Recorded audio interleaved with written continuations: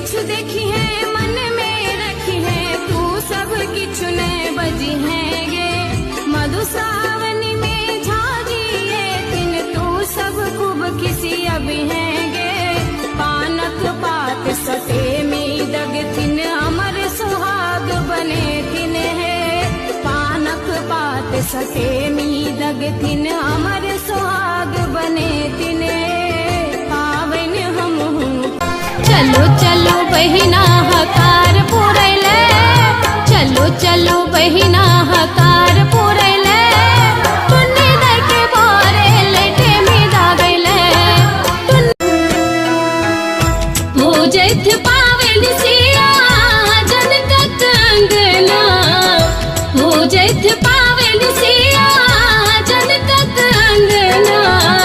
दागु दागु Temi दागु Raghubar